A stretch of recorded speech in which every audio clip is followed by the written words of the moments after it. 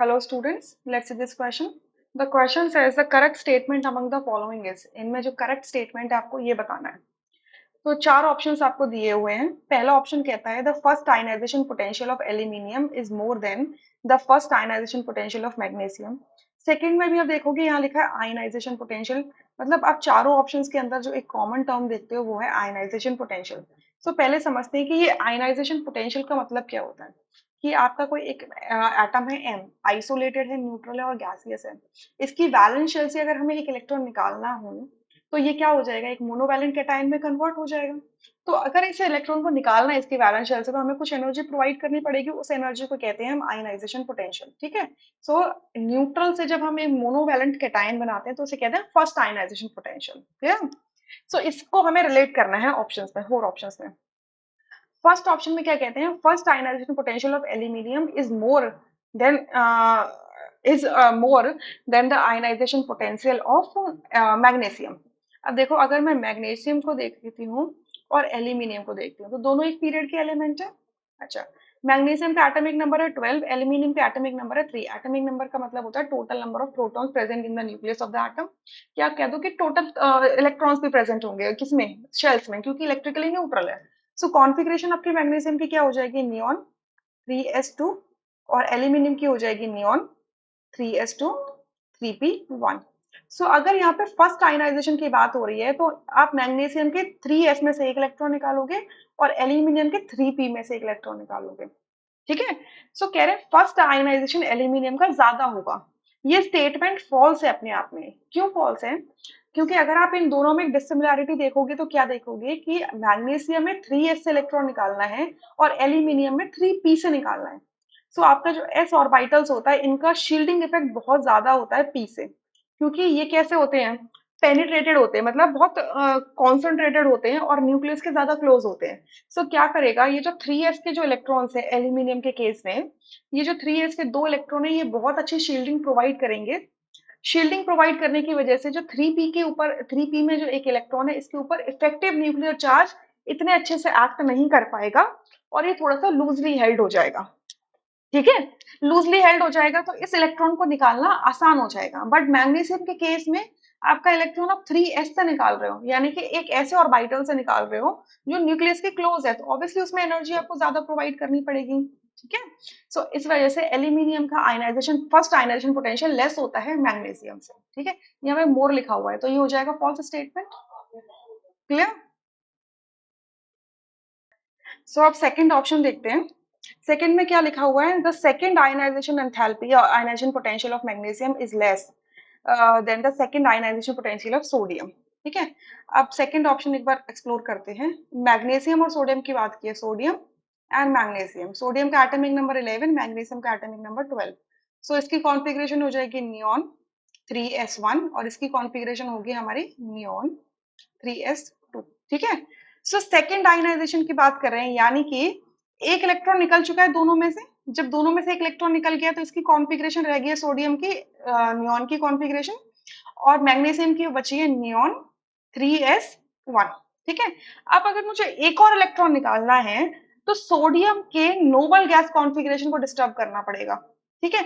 Obviously तो ज्यादा energy देनी पड़ेगी इन कंपैरिजन टू मैग्नीशियम, जिसमें एक इलेक्ट्रॉन कहां से निकल के आएगा, 3s से निकल के आएगा. और जैसे ही 3s से एक इलेक्ट्रॉन निकल जाएगा मैग्नीशियम नोबल गैस अटेन कर लेगा.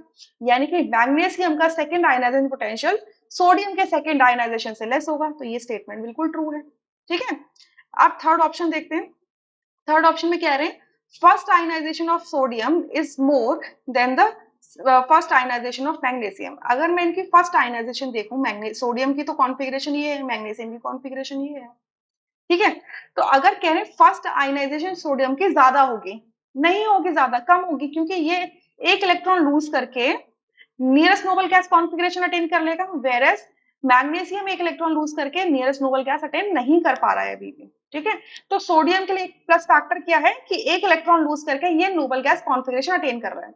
दूसरा चीज, आपका सोडियम कहाँ होता है, लेफ्ट में होता है, और मैग्नीशियम राइट में होता है, जिसकी वजह से साइज क्या होता है, डिक्रीज हो जाता है. साइज लेफ्ट टू राइट जाते हैं, डिक्रीज हो जाता है. या मैं कहूँ कि जेड इफेक्टिव क्या हो रहा है, इंक्रीज हो रहा है.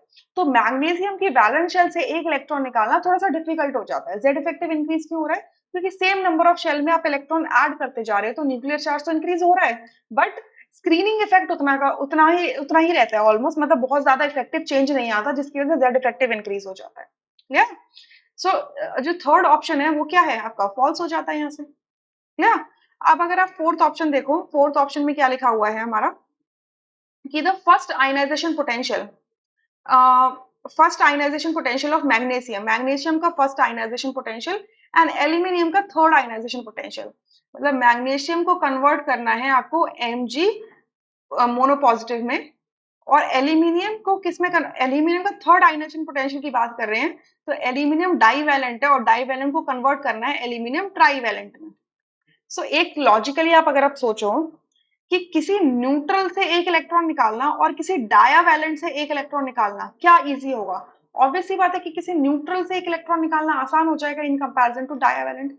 हाँ, लेकिन ये बात सही है कि ये जो डायावैलेंट है ये कन्वर्ट होके क्या हो जाएगा, नियरेस्ट नोबल गैस कॉन्फ़िगरेशन में आ जाएगा। यहाँ पे क्या कॉन्फ़िगरेशन होगी एल्यूमिनियम 2 पॉजिटिव की, यहाँ पे होगी नियन 3s1 होगी, और यहाँ पर पहुंचते ही हो जाएगी नियन की कॉन्फ़िगरेशन हो जाएगी। ठीक है, ये बात बिल्कुल ठीक है, बट ये चीज भी इग्नोर नहीं कर सकते ना कि यहाँ पे ये एल्यूमिनियम 2 पॉजिटिव एक डायावैलेंट स्पीशी है, डायावैलेंट में से एक इलेक्ट्रॉन निकाल के ये ट्रायावैलेंट में कन्वर्ट होकर नियरेस्ट नोबल गैस कॉन्फ़िगरेशन दे रहा है, बिल्कुल सही है, स्टेबल होगा। बट आप कंपेयर किससे कर रहे हो, मैग्नीशियम से कर रहे हो, मैग्नीशियम न्यूट्रल है, आप न्यूट्रल से एक इलेक्ट्रॉन निकालोगे और डायावैलेंट से एक इलेक्ट्रॉन निकालोगे, ये दो डिफरेंट चीजें हैं। तो यहाँ पर जो लिखा है first ionisation of magnesium is greater, ये फॉल्स हो जाएगा, ग्रेटर नहीं होगा, ये स्मॉलर ही होगा, किसने, थर्ड आयनाइजेशन से।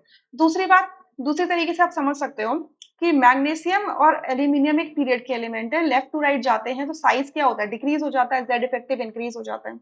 सो अगर आप मैग्नीशियम के केस में देखोगे, मैग्नीशियम के देखोगे तो इस पे प्रोटॉन बाय इलेक्ट्रॉन का रेशियो क्या होगा, आपके 12 प्रोटॉन है, 12 ही इलेक्ट्रॉन होंगे, तो 1 इफेक्टिव न्यूक्लियर चार्ज मान के चल सकते हो। लेकिन एल्यूमिनियम 2 पॉजिटिव से अगर आप एक इलेक्ट्रॉन निकाल रहे हो तो एल्यूमिनियम 2 पॉजिटिव के अंदर प्रोटॉन तो 13 है, लेकिन इलेक्ट्रॉन कितने हैं, 11 है। यानी कि ये जो वैल्यू है ये कितनी आ जाएगी, 13 डिवाइडेड बाई 11, ये आ जाएगी 1.18, 1.18।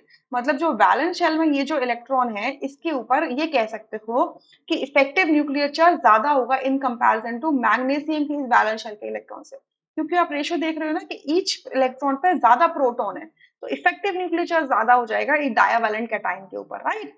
सो आपका फोर्थ ऑप्शन भी फॉल्स हो जाता है। सो इन चारों ऑप्शन में जो करेक्ट स्टेटमेंट है वो है second, rest options are incorrect. I hope you understood this question. Thank you.